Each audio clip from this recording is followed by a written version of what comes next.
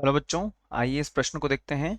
N butane के समरूपणों के स्थायित्व का सही क्रम है और हमें यहाँ पर विकल्प दिए गए हैं।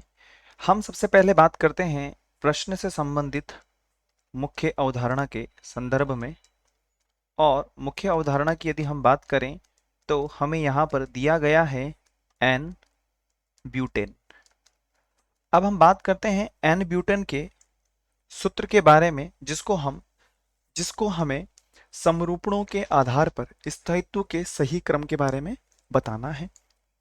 अब यदि हम बात करते हैं तो दिया हुआ है हमें एन ब्यूटेन अर्थात CH3 CH2 CH2 CH3। और अब हम अगर समरूपणों के बारे में यदि हम बात करें तो सबसे पहले हम बताते हैं इसका सांत्रित रूप, जो कि कुछ इस प्रकार होगा।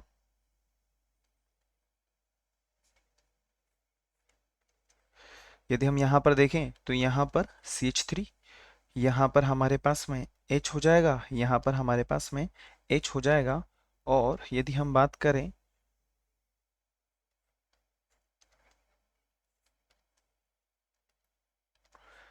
यहाँ पर हमारे पास में CH3 और यहाँ पर हमारे पास में H और यहाँ पर हमारे पास में H, ये हो जाएगा हमारे पास में सांत्रित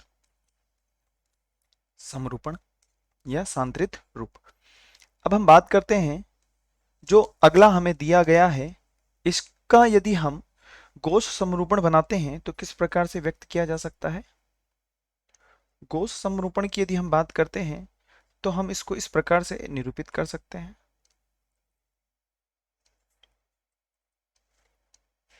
ये हो जाएगा हमारे पास में CH3, ये हमारे पास में H, ये हमारे पास में H। और जो CH3 है वो हमारे पास में यहाँ पर होगा CH3, और ये हमारे पास में H, और ये हमारे पास में H हो जाएगा, जो कि हमारे पास में कोश समरूपण से संदर्भित होगा। अगला यदि हम बात करें तो हमें दिया हुआ है यहाँ पर ग्रसित, और उसमें भी आंशिक और पूर्ण ग्रसित के बारे में बताया गया है। तो सबसे पहले हम बात करते हैं आंशिक ग्रसित के संदर्भ में। आंशिक ग्रसित जो होगा वो हम इस प्रकार से निरूपित कर सकते हैं CH3, यहाँ पर वही H और H हो जाएगा हमारे पास। और यदि हम बात करें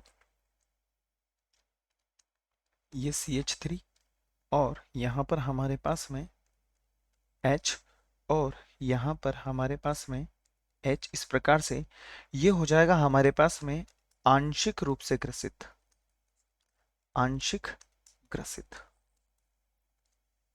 और अंत में हम जो हैं पूर्ण ग्रसित के संदर्भ में बात करते हैं। पूर्ण ग्रसित जो होगा वो किस प्रकार से हम निरूपित करेंगे, इस प्रकार से ये हमारे पास में CH3 हो जाएगा, ये हमारे पास में H हो जाएगा, ये हमारे पास में H हो जाएगा। और यहाँ पर हम जो हैं CH3, यदि हम यहाँ पर बात करें तो यहाँ पर H हो जाएगा और यहाँ पर भी हमारे पास में H हो जाएगा। ये पूर्ण रूप से ग्रसित हो जाएगा या पूर्ण ग्रसित हम कह सकते हैं। अब यदि हम यहाँ पर बात करते हैं तो यहाँ पर जो कोण हमें दिया गया है वो है हमारे पास 60 डिग्री। यहाँ पर भी हमें जो कोण दिया गया है वह है 60 डिग्री। और यदि हम यहाँ पर बात करें तो यहाँ पर हाइड्रोजन और हाइड्रोजन पास पास हैं, कार्बन कार्बन पास पास हैं, अर्थात यहाँ पर क्या होगा, यहाँ पर प्रतिकर्षण होगा। और प्रतिकर्षण होने की वजह से कहाँ पर फर्क होगा, जो कि इसके स्थायित्व के ऊपर फर्क दिखाई देगा। अतः हम कह सकते हैं कि सबसे ज्यादा जो स्थायित्व होगा वो होगा हमारे पास में सांत्रित का।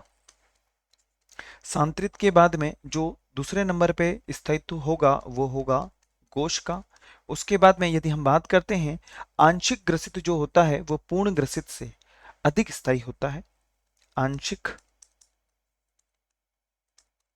ग्रसित, और अंत में हम लिख सकते हैं पूर्ण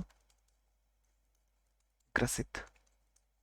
और जो हमारे प्रश्न की मुख्य अवधारणा की अनुपालना कर रहा होगा वही हमारा सही उत्तर होगा। सबसे पहले विकल्प ए में हमें दिया हुआ है सांत्रित, कोश, आंशिक ग्रसित और पूर्ण ग्रसित, अर्थात विकल्प ए हमारा सही उत्तर होगा। तो हम लिख सकते हैं